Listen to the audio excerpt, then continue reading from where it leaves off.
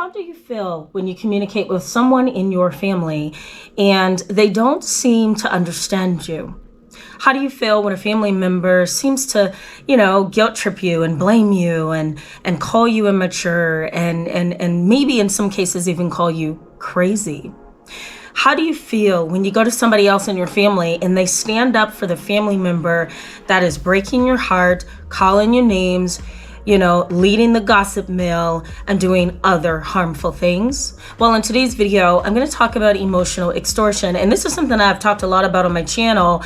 I did do a live video right here, if you want to go check that out at the end of this video, on emotional blackmail. So I'm going to touch this topic again, but I'm going to give you a couple of symptoms or characteristics that an individual who is utilizing emotional extortion tends to display. But before we jump in, let me briefly introduce myself in case you are new to the channel. My name is Tamara. I'm internationally and board certified as a trauma therapist. I'm licensed in mental health. I specialize in treating children, teens, and families, as well as adults who are dealing with trauma. Let's go ahead and jump in. Emotional extortion is one of the most evil things that an unhealthy and immature family can engage in or do.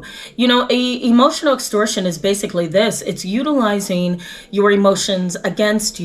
It's, let's say, for example, you're in a parent-child relationship with a person who tends to engage in emotional extortion in the family. Let's say it's your dad or your mother or your step-parent, right? They're engaging in emotional extortion when they take vulnerable and sensitive information that you have given them and they use it either against you or they use it to spread rumors about you in the family.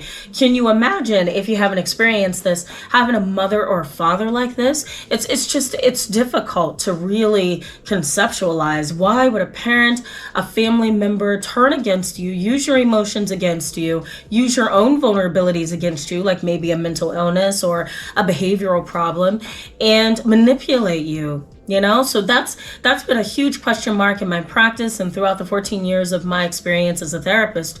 It's not easy to put yourself in the shoes of someone who's engaging in emotional blackmail or emotional extortion. It's one and the same. The words are just used interchangeably. One of the things that I see in my practice and even amongst my colleagues who are dealing with this, and they provide family therapy like I do as well, we're seeing a pattern of what's called F.O.G.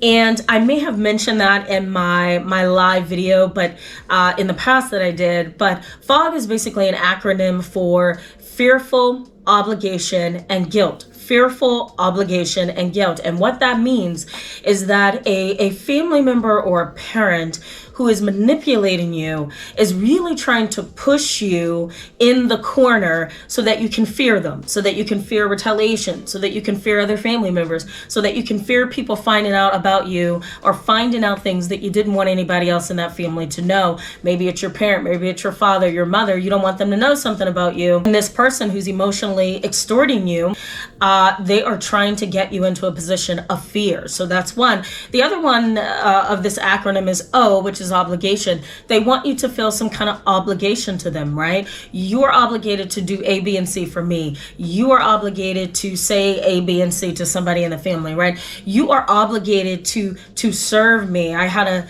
a family, I'm going to say about 8 years ago, where the mother sat in the session and said, "You owe me. I had you and I raised you all the way up until now. You're 25 years old, but you owe me." And so she pushed this adult child into a corner of obligation. Guilt, that's the next thing out of that acronym, that people who emotionally blackmail you or emotionally extort you want you to feel. If you feel guilt, right? And if you feel fear, might as well add that in here, then you're going to feel more obligated to do what it is that they want you to do. So this is a complicated situation. It's a complicated loop. It's something, if you ever have experienced this, or if you've known somebody who experienced this, if you're a therapist watching and you've been a therapist in this scenario, it's just a really hard situation to deal with because you can't support that adult because the other adult, who is maybe the family member or the parent, is really pushing that person up against the wall and making them afraid. It's a huge triangle and it's an ugly one to say the least. So what are some of the things that a family member or a parent would do to emotionally extort you? Well, let's start with obnoxious complaints and critical behavior, right? There's some family members or parents who just criticize everything that you do. They criticize your clothing, they criticize your haircut, they criticize your hair color for that matter. They criticize all the makeup you want to wear. They criticize you because you're not wearing makeup, right? They criticize you because you're not dating the person they want you to date. They criticize you because you married somebody else that they didn't imagine you would marry. It is ridiculous. And this is not to shine a light on those parents who are just really critical and picky and they want the best for their child. This is obnoxious. This is obnoxious, critical behavior and complaints all the time. Why would you marry him? That's the last person I wanted you to marry.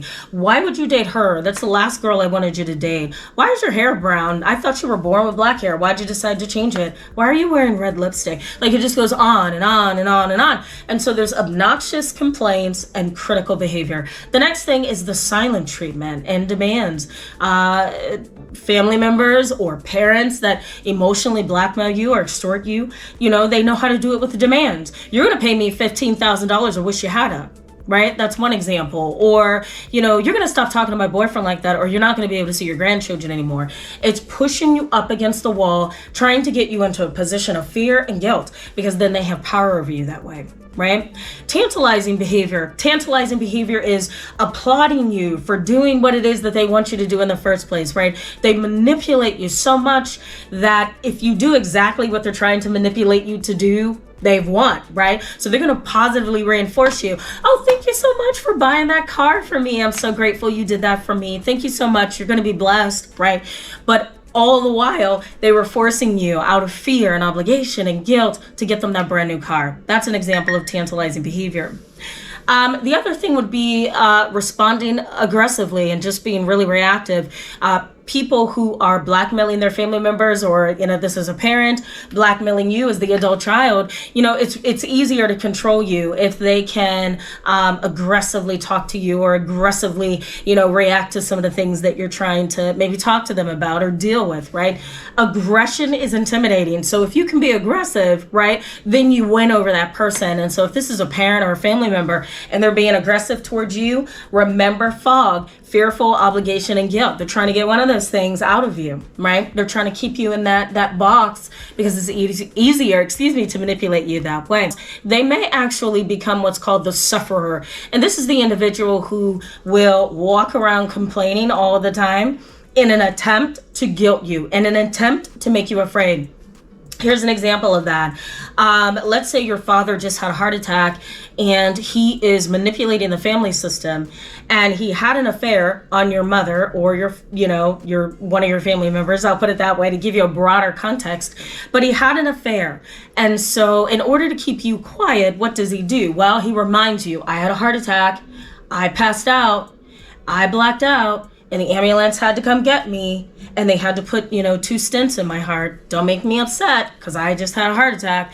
They will utilize, their health, their medical condition, and they will become a sufferer. And this particular, I'm going to make up a word here, blackmailer, okay, is manipulative, because again, they're trying to get you into the position of guilt and fear, and that's how they manipulate you. Some parents and some family members who emotionally extort, they sometimes get you into the you owe me position, right? Again, it's an obligation. You owe me. You don't have a right to talk against me. You can't possibly do this because I've been there for you forever.